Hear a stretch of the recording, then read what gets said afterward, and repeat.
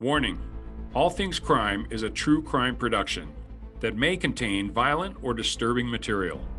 Viewer or listener discretion is advised. Right. Part of one tool of racism, a very powerful tool of racism, is exploitation. And you hit it. You hit the nail on the head.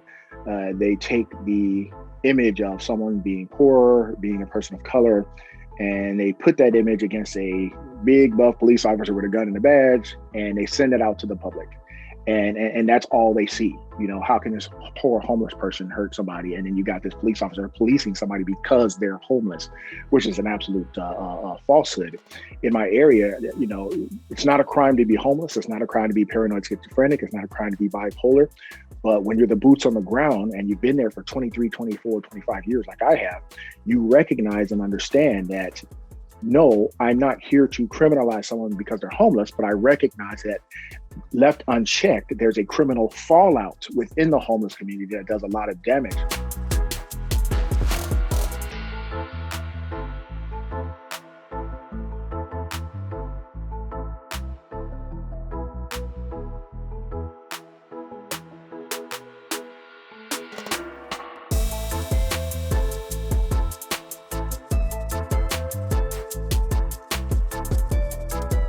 Deon, welcome to All Things Crime. Hey, how's it going, Jared? Good to hear from you. It's going fantastic. I appreciate you coming on today. Oh, no problem at all. No problem. Glad to be here. Yeah, for my listening and viewing audience, this is Deon Joseph. This guy has done it all. He's been in law enforcement for 25 years, public speaker, which I knew just based on watching some of your videos. And you've been working in the LA metro area for a long time, especially Skid Row. And he's written a book called Diary of a Skid Row Cop. So I first saw you on LinkedIn, I don't know, a year ago, something like that. And just kind of been stalking you ever since, man. But just watching some of your videos, and one of the things that has impressed me the most about you is not only the fact that you're a law enforcement officer, and I appreciate your service, but also the fact that you can just turn the camera on and talk for 5 or 6 minutes about some subject that you're passionate about and just be able to go, man. And I'm like, this guy has to have some pretty amazing speaking training to be able to do this, because just absolutely amazing. So, yeah. Thank you. Well, the training comes from being a senior lead officer. That's my job, to talk to people. I was never really a great speaker in the past. But I don't like the cameras and stuff like that. But then when you're talking to the public, you kind of have to put your fears away, because if you don't tell the truth, someone else is going to tell it for you. And I don't want anybody telling our narrative anymore, or at least mine. And that's why I do public speaking. That's why I wrote 2 books. First one, Diary of a Skid Row Cop, and the second one, which is a 2-volume book about my life called Stepping Across the Line. This is volume 1. I had to let the world know not just what we do, but who we are, so we can stop the vilification of police officers and get back to the basis of getting criminals off the streets to make things better for the public, not to do things to the public, but to do it for the public. And that's why I started speaking out, and I got better over time with it. That's all. Well, there you go. Well, I'll tell you, what you do, and the whole reason that I started this podcast or video cast, they are parallel, man. They are exactly alike, because I work for a company called MVAC Systems. We do DNA collection, and it's a system, a machine that collects DNA where swabbing can't. And I'm sure you're highly familiar with crime scenes and stuff and how they process that. Right. Over the years that I've been doing this, and especially in the last, 4 or 5 years, especially, it just seems that the number of vilifications and the number of people that have taken, I just watched your video that you made, an hour or so ago. And I thought your point was spot on, where you were saying that, the scapegoating of police officers has to stop. And I don't know why they've picked police officers to be the villains in all of the bad policies and everything that's going on right now. But like you said, it has to stop, because frankly, that society does not realize how bad things are, even as bad as things are now. And it doesn't matter where in society. You could take the worst, like Skid Row, like where you work. And if you take police officers off the street and this Mhm. whole defunding movement, it'll Mhm. get infinitely worse. Well, yeah, every movement needs a villain. I think we all can agree that the most evil man in the 20th century was Adolf Hitler. No one can deny or dispute that. Me saying this is not giving this bastard a compliment. It's just being honest. He understood human nature like nobody's business. He understood if you want to galvanize people, you don't, for any cause, right or wrong, you don't do it using love. You do it using hate. The one man who tried to do it using love, guess what happened to him? Dr. Martin Luther King. Someone shot him in the neck while he was standing on a balcony. But Hitler did it very simplistically. He played on people's emotions and frustrations of where they were. And what he said was tell a lie, keep it simple, and repeat it over and over and over again until everybody believes it. One of his lackeys says, tell a crazy lie one time, nobody's going to believe you. But if you say it 1,000 times, everybody's going to believe you. Every movement needs a villain, and tag law enforcement is it. Now, once again, I'm not sitting here saying that law enforcement officers are perfect. Every profession has a negative exception. But unfortunately, our detractors are masters at hyper focusing on or cherry picking incidents and making it the whole of what we are. And they say all cops are racist. All cops are racist. And when you say that, unfortunately, you end up tying the hands of the honorable rule of law enforcement, and you end up hurting the very people you say you want to help. And unfortunately, that's people of color or who are living in very marginalized communities. So they're using that tactic very well, and it's working. And from what I see, they're going to pull a genie out of a bottle that they won't be able to put back. And I remember the bad old days, and I can assure you they're coming back. And I want to be wrong. I'm one of those guys, so I want to be wrong. And I hope they get their way and things work out. And I'll be the first one to post a video. Deon Joseph's an idiot. I was wrong. I spoke too soon. But I've seen this episode before. We cannot allow this to continue. Well, all you have to do, frankly, is look up at Minneapolis. And I think out of the entire country, they were the first ones to kind of actually defund the police and Right, start kind of the mass exodus out of whether it be layoffs or retirements. But right, the police department, my understanding is the police department's at like 60-70% of what it should be. right, And right. amazingly, crime spiked. Who could have possibly guessed that was going to happen?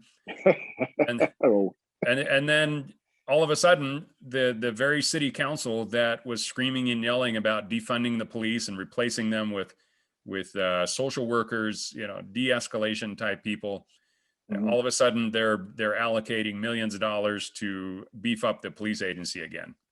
Right. And it's unfortunate. And guess who called for the police to come back? Marginalized communities of color.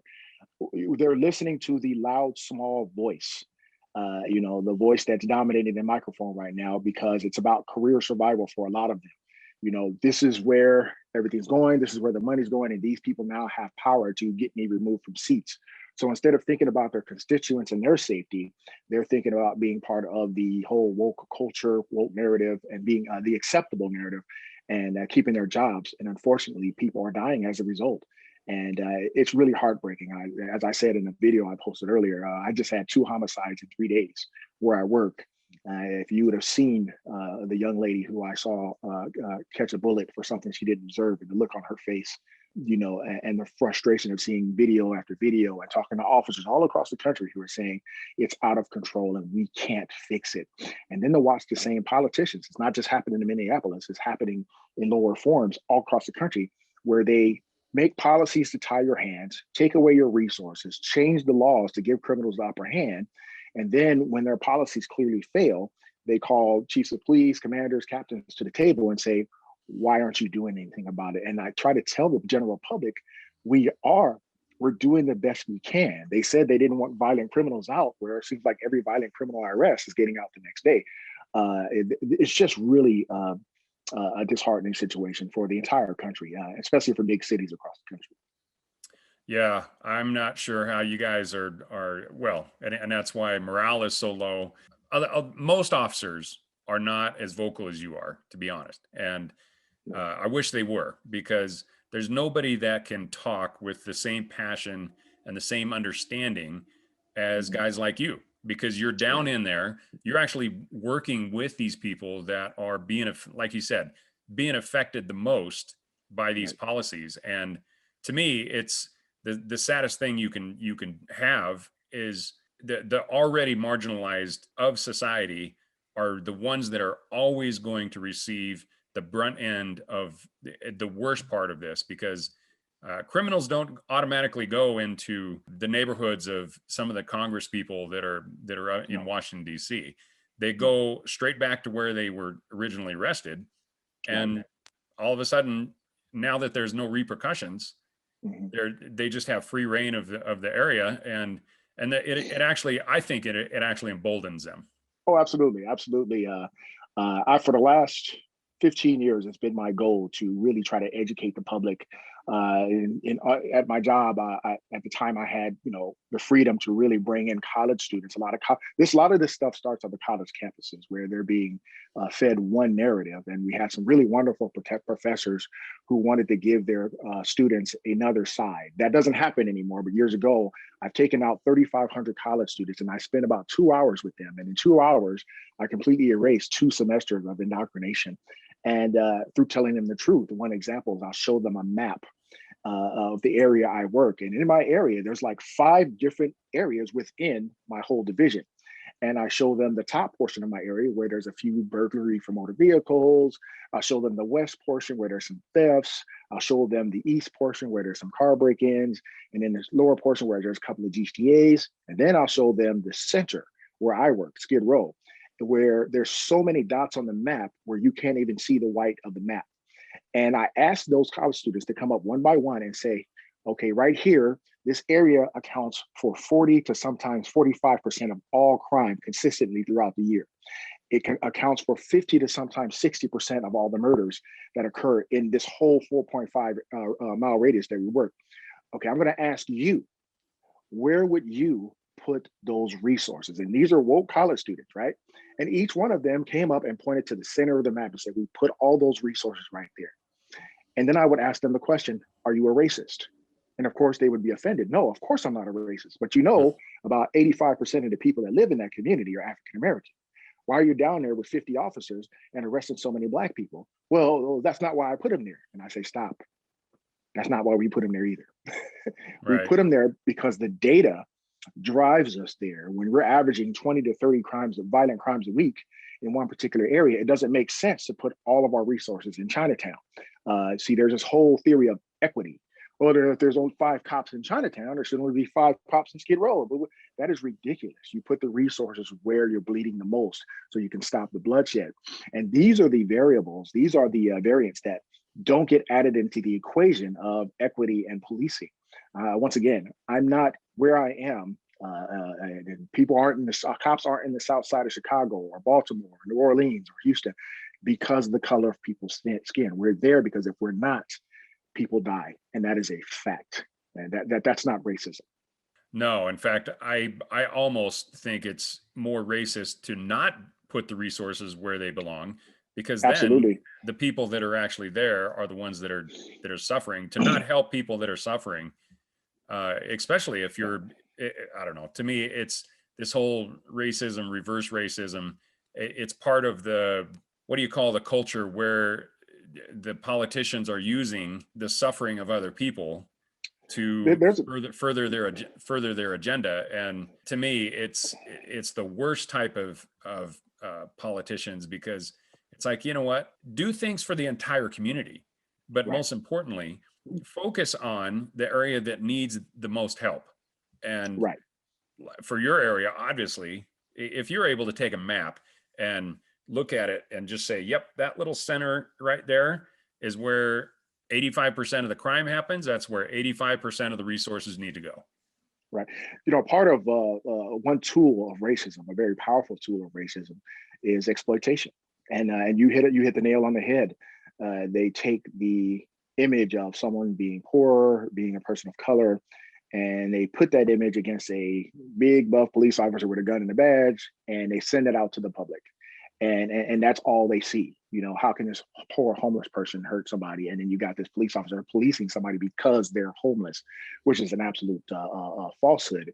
In my area, it's not a crime to be homeless. It's not a crime to be paranoid schizophrenic. It's not a crime to be bipolar. But when you're the boots on the ground and you've been there for 23, 24, 25 years, like I have, you recognize and understand that no, I'm not here to criminalize someone because they're homeless, but I recognize that left unchecked, there's a criminal fallout within the homeless community that does a lot of damage. I always say this. I said, it doesn't matter whether you're rich or poor, everyone needs to be held accountable. What happens when the super rich aren't held accountable? We have Enron, we have scandal, we have people losing their life savings and elderly who are now having a job at McDonald's. That's what happened when rich people go unchecked. What happens when the other extreme is left unchecked? We have Skid Row and it metastasizes. We have the south side of Chicago, Detroit, and it metastasizes. So we're using the wrong medicine for a disease, and we're seeing the effects of it. Where I work, we just hit 300. We're over 300 homicides, and we're just into. We had last year. We had over 300 homicides, and we hadn't seen numbers like that since the late 90s, early 2000s. And once again, that's because of this narrative that's missing some very important key points that would make sense to the average person, to the college student, to the new politician who thinks they're going to change the world through a very, very flawed ideology. Well, again, you talked about Dr. King earlier, and how amazing were some of his policies, and he was just trying to get things out there. Say, you know what? Stop looking at the differences of what people have and look at their actions. Right. And Right. if we base everything on actions, say, I don't care what you say, I don't care what you look Mhm. like, I don't care what you say you're going to do. I care what you Mhm. do. Absolutely. I mean, just not by the color of someone's skin, but the content of their character. And what I'm seeing right now is even a lot of my fellow white officers, and these guys I've worked with for 20 years, they're really caring. They really want to do the good job, but they're being judged by the color of their skin, or me, I'm being judged by my uniform. Forget my character, and that's a really bad way to lead initiative.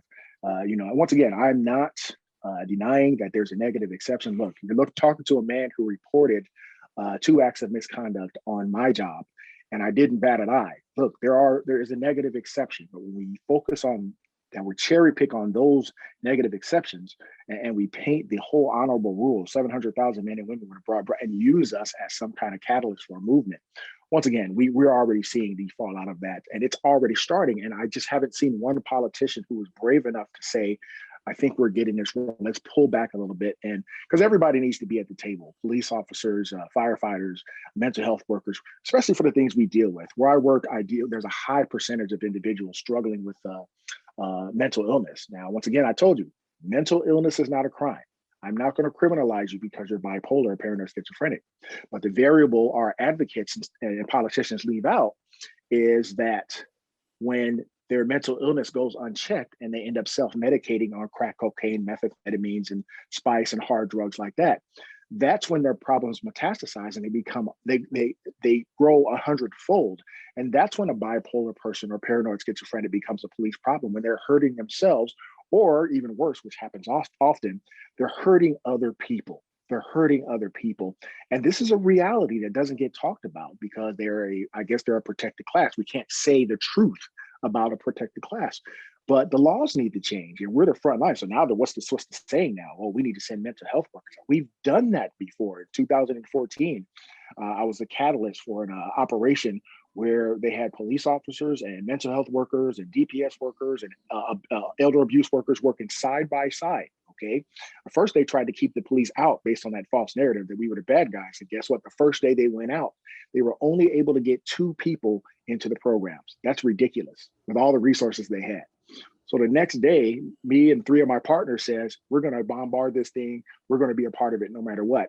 And we joined those agencies, and we were able to get 17 people off the streets. Why? Because we were the first responders. We know where the most vulnerable are. We know who's going to snap at any minute. The only thing tying our hands is the law. So they recognize that. And another truth is a lot of these mental health workers will not even approach these individuals when they're in such an agitated state of delirium. They're going to call us first anyway. So they're misleading the public about our capabilities and the capability of mental health workers. I 100% agree that the system needs to change and the mental health workers need to be more proactive. But there's also another reality there that when they reach someone struggling with mental illness reaches a certain state, like where I work in Skid Row, it's dangerous to send somebody out there with a guy swinging a bat in the middle of an intersection talking about he wants to kill everybody and he's on meth. That doesn't make